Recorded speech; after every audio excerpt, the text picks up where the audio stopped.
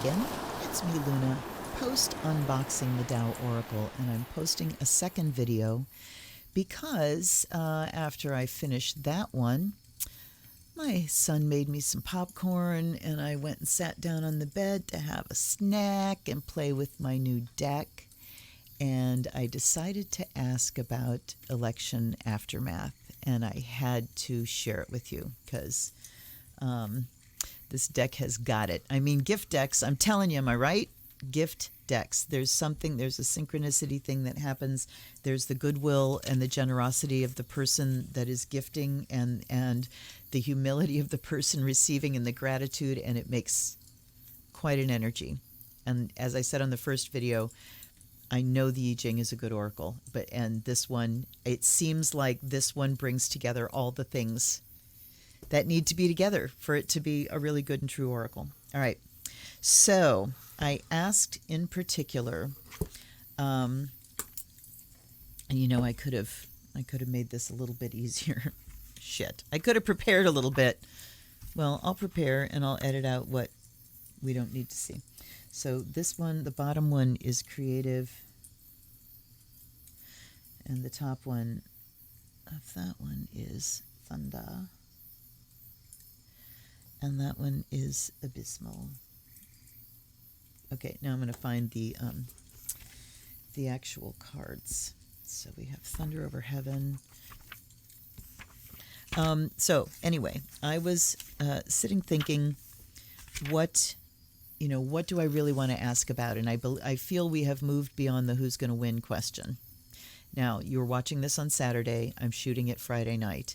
Still don't have an answer as of this point, but it seems pretty obvious what's going to happen here. So my question has shifted from who to what's going to happen afterwards. Particularly, my question was, how is Donald Trump going to handle this? Is he going to willingly walk away? How hard is he going to dig in? What's going on with Donald Trump right now? Are you ready? And I forgot to show you this in the other video too. I said, I want to show these coins, and then I didn't show them to you. This is an actual set of I Ching coins. So you see that says Yang, and it's got a 3. And then we drop it, and then that side has the Yin and the 2. So you don't have to remember, like with the Chinese coins with the square hole, you got to remember which side you designated as Yin and Yang and stay consistent. Anyway, thunder over heaven. So the first hexagram that I tossed here has heaven on the bottom, thunder on the top, and we had 2 changeable lines in thunder. That will change it into the next one. I'm just going to read this whole fucking thing. Greatness is expansive and has the power to positively or negatively affect all that is touched by it. In our solar system, it is the sun. In our bodies, it is the gut or lower belly, that in Japanese martial arts is known as the hara, and in Chinese martial arts and medical and meditative practices as dantian. It is the reservoir of power from which all life energy emanates and to which it all returns. In human terms, it appears as a powerful nature that has the capacity to influence others on a grand scale. Here we go.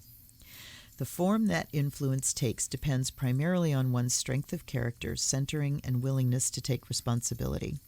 Unless these qualities are rooted in the being, there is a tendency for power to become distorted as belligerence, dogmatism, or some other form of gross egotism. As is obvious to anyone who watches politics and world affairs, just because a person is in a powerful position does not necessarily mean that he or she is great. To become worthy of admiration or reverence requires passing through many tests of character that may not be obvious from the outside. These tests might be repeated throughout a lifetime and become increasingly intense as the individual grows more aware of subtler, deeper levels of the unconscious that craves and distorts power toward narrow and egotistical ends. Is this sounding like anybody you know? Your self-respect, character, and dignity are being put through an endurance test. It can mean there might be some intense grappling with inner demons like greed, narcissism, and pride. To name just a few, you might have to make hard choices, knowing that any decisions you make now will have far-reaching consequences not only for yourself but for others as well. Think about all the lawsuits that are awaiting him when he steps out of that office. Conversely, if he decides not to step out of that office, the humiliation is going to be dire. Dire. I have had a picture in my head since he took office of him being led out of the White House in handcuffs. Is it wishful thinking? Is it prophecy? We'll find out. Or you may have to be very strong and hold your ground when everything within you and around you is disintegrating. This is the tendency to stay. Don't be tempted by flattery or sure cure inducements that come with a price tag attached. It would be a regrettable compromise to do so. So the flattery and sure cure inducements of, I don't know, maybe foreign friends saying, come here, we'll take care of you. I don't know. Who knows? It is wise now to avoid extremes of any kind, particularly if you are in a powerful position. Hey, Donald, are you watching this? Somebody send this to him. Weigh all things in the balance before reaching conclusions. The effect your decisions will have on others should not be ignored or taken lightly. Finally, and here I'm feeling his family stepping in and saying, Dad, just let it go. Just let it go, because they worry about him. Finally, remember that the higher your profile, the more likely you are to become the focus of other people's envy and discontent. Unfortunately, it goes with the territory. A sense of decorum and self-restraint is essential when you are the center of attention, though it is not always easy. Don't compromise your integrity by becoming petty or small-minded because of someone else's negativity. You have much to offer and can set wheels in motion that will be great for everyone, so stay on course. So what this is talking about is that tendency to stay on course, that tendency to dig in his heels, not change, not concede. I mean, he is in the tightest corner a narcissist could possibly be in. You know, I have power. I am at top of the world. I can't let it go. I can never say die, never concede, never admit failure, never accept responsibility, never face consequences, you know.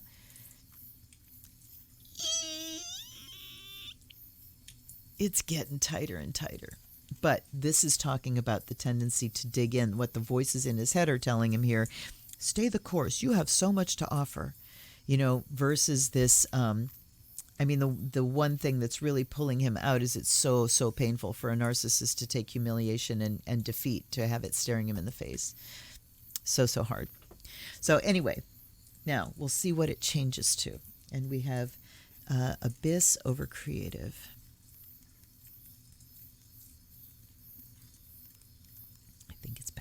There we go. No, wrong. There. Got it. So the second one is waiting. And you know what? Which one was that? I wanted to get the cards out. It was Thunder over Heaven, Great Power. 34 and 5. So let's do this. I put the cards back in order because I misguidedly shuffled them first time through. 34 was the other one, right? Okay. Because I do want to look at these too, because these have keywords on them that don't show up in the book. We'll look at those at the end. So waiting. And this is the hexagram we end up with when these two changing lines change into their opposites. So we had a solid line that became broken and a broken line that became solid on the top. I feel like my voice is in the basement. I sat outside for a while today, and I'm anyway. So you get my basso profundo. Lord. The timing is not yet ripe for the change and release you are seeking. It may feel as if waiting one moment longer will cause you to burst, but wait you must. Although it appears that nothing much is happening on a deeper level, great changes are taking place. And when the result of those changes finally unfolds, you need to be present to receive it, centered and calm. So this is talking to us as well. This is, the first thing answered the question, what is he likely to do? This is, what do we do? And it says that we have to wait because there are bigger things moving in places that we can't see underneath the surface. And we have to be ready, centered. So please, during this time of pause, I know the waiting is excruciating, but it's a time of pause. Breathe. Get yourself as calm and in as good a state as you can be in, because we don't know what's coming next. The kind of progress taking place now is invisible, being guided by a power greater than your own. By forestalling any visible outer progress, the Tao is providing you with time to nurture your inner strength and get ready for what is to come. The gift of waiting that is being offered now, if you can receive it, will empower your ability to accept and appreciate the isness of the here and now. When a time of waiting is at hand, there is a need for inner work or personal practice that prepares you for birthing the new. The single most important requirement is your willingness to step back from the desire to push forward. It means suspending future plans and fantasies and conscious. Okay, so here I'm hearing it talk to Donald again. All right. So he's just got to put up with it. He's got to wait. You know, the fantasy lawsuits, which one journalist described as just tweets with filing fees. They're, filing these suits in courts with no evidence, with no anything to file on, and the judges are just going, this isn't a lawsuit, sorry, So this is saying that your willingness to step back from the desire to push forward. Suspend future plans and fantasies by consciously bringing yourself back again and again to the present moment.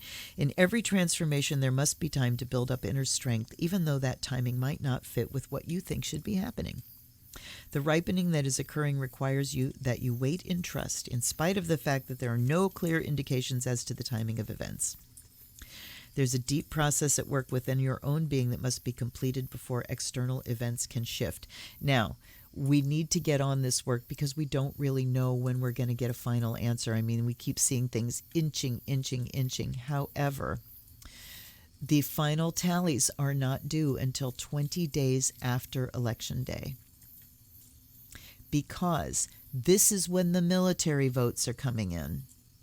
This is when, still absentee ballots from across the planet, from around the globe, are still coming in. And those ballots, every single one of them needs to be counted. So we just aren't really going to know. I mean, it could be really decisive tonight in a way that's not going to tip things, but we still can't know until it's time to know. Life is not working against you now. In fact, it never works against any of us. We're the ones that argue with it. As Byron Katie says, anytime you argue with reality, you lose, but only 100% of the time.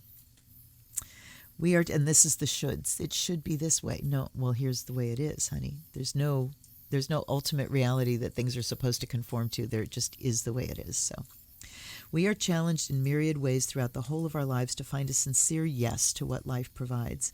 But this needs maturity, and maturity means being able to take a detached overview that is concerned not primarily with outcomes or goals, but with understanding and awareness in the journey toward them. This is like the antithesis of Trump. This is the dead opposite of where someone with narcissistic personality disorder is. This needs maturity. What's maturity but the ability to delay your gratification until it's time, without jumping up and down? It's negative capability. My video I posted on Wednesday. Okay, so he's the anti-maturity. While you are waiting, keep your outlook positive and your body healthy. Fat chance. Tend to the ordinary with extraordinary care by putting your focus. So what we have here is a remedy for him that is just impossible. It's impossible for him. He does not have this capacity. Tend to the ordinary with extraordinary care by putting your focus on strengthening your sense of well-being. You will be cooling down and redirecting the energy of impatience and aggression toward more creative pursuits. And here's where I'm getting, he's already talking about TV shows. Remember that any obstacles you might encounter are not permanent conditions. Rather, they are life's way of steadying you and bringing you into a more centered state. In retrospect, you might find that much of the energy that you have spent in pushing for results, planning new tactics, and seeking solutions to problems has succeeded only in busying your head and bringing you back to square one. In other words, it has created more trouble, not less. Stay on track by nurturing self-awareness and waiting patiently and with optimism for the tide to turn. When it finally does, you will be more than ready to embrace the new. So stay on track, not by digging in and being aggressive and going ahead with these crazy plans. All those have done is muddle up your head and put you back into square one, and more that you're causing more problems for yourself. So hopefully there's a voice of reason somewhere around him that is putting this message out there. And the message in narcissistic terms, if somebody speaks narcissistese, that conversation needs to be. And I also want to say something, a shout out to the Oracle of Whimsy here. She's amazing. She's a remote viewer. I've been watching her, and she's like on the money with her interpretations of him. But somebody that speaks narcissistese, and she has been seeing that Lindsey Graham will be the one to go and broach this subject with the president. Listen, you've done the best you can. This country doesn't deserve you. You were ahead of your time. They just weren't ready for someone as incredible and powerful and special as you, and you really deserve better than this. You know, it's time to just say, you folks have, you've had the best of me and you get no more, and walk off in a flourish of drama. And it will be, I never wanted this in the first place. Everybody else told me. You people wanted me. They practically forced me to do it. I didn't want to, but they practically forced me because of all of my skill and talent. So let's look at the cards themselves. Great power was the first one. Strength of character, authority, dignity, influence, self-confidence, leadership, peak condition, and potency. And then we had perseverance, take care of essentials, restraint, leave well enough alone, moderation, and right timing. So we come in, just reading the cards, and it's interesting because you really do get a different vibe when you read the keywords on the cards rather than reading what's in the book. I do anyway. I get more. There's a condensation, but there's more information. Anyway, so here we get all of this, where is he at? I am the powerful man. I have this great power. And now he's getting kind of worn down into this, leave well enough alone. And if people are counseling restraint around him, if they're couching it in terms of, you're such a big man, show what a great man you are here. But see, he can't see that kind of character as being a great characteristic. To him, the 6-year-old little boy, if he's even that old, mentally, is about, power. Power is bombast. And if you look at his design style, it's a poor person's idea of what a rich person looks like. And his actions are a weak person's idea of what a powerful person acts like. That didn't come from my own head. That came from a meme ages and ages and ages ago.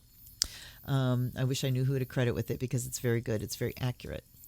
And so is this deck. So again, Annette Klein, you have gifted me with an amazing thing. This is really opening up the I Ching for me. Go watch the unboxing if you haven't yet. Thank you again, Annette. Thanks everybody for watching. I'll see you tomorrow for another unboxing. This is the Zen Witch. Blessed be.